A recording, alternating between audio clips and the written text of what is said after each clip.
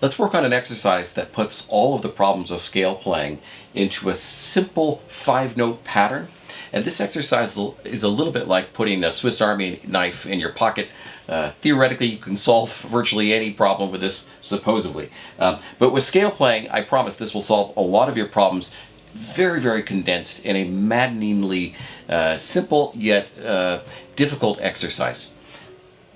We worked already on what I call the thumb liberation exercise, which you remember from a previous video looked a little like this, where we did 1, 2, 1. And this is the gateway to good scale playing, because you show me a pianist with good technique, and I promise they have a very well trained and liberated thumb. Now let's expand on that thumb exercise and apply it here. What we're going to do is we're going to play C, D, E, F, G, simple 5-finger pattern, but we're only going to use 3 or 4 of my fingers to do this. And what we're going to do is practice the thumb shift by placing it in different permutations. So the first way we're going to do this, we're going to do 1, 2, 1, 2, 3, back and forth. And as you do this, you want to make sure that you're completely even. It's seamless. There's no bumps. And note that the position of my thumb is both at an angle, so it's not flat, which is going to make things quite uneven, because my whole position will collapse when I do that. So it's at an angle. I'm playing a little bit at the corner of my thumb, and of course my thumb is quite liberated and moving from the joint at the base of my thumb across. My arm stays fairly stationary in terms of there's no jerky motions. It does move, but it's not jerky. So I'm going to do 1, 2, 1, 2, 3, back and forth as we did. Now we're going to change that. We're going to do 1, 2, 3, 1, 2.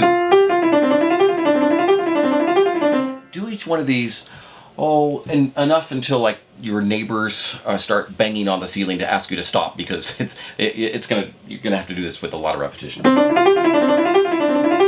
So that's 1, 2, 3. Then let's do 1, 2, 3, 4, 1. Again, hopefully seamless and even, precise.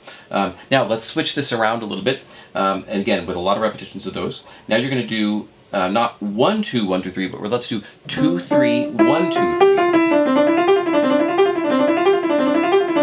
And then let's do 2, 3, 4, 1, 2.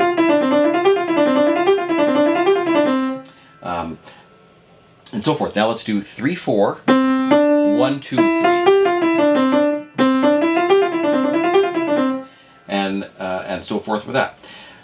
This covers lots of permutations of scale playing with the shift of the thumb, and it's a little bit like playing all of your scales in a 5-finger pattern, kind of reducing all of those shifting problems into a simple 5-finger pattern. If you get bored with this, let's add another dimension and play a black note. That's going to limit some of the places you can shift, but you could do like 2, 3, 4, and so on. And switch this into other key areas besides. Another simple example of practicing like this would be just to play 1, 2, 1, 2, 1, 2. Play your scale with just 2 fingers. When you do this, your thumb is going to gain mobility, agility. It's going to be better tamed. You're going to be able to move it lighter and faster. And this is really contrary to the way the thumb tends to work, which can, without taming, is our strongest kind of brute finger, but it's the gateway to fast scale playing.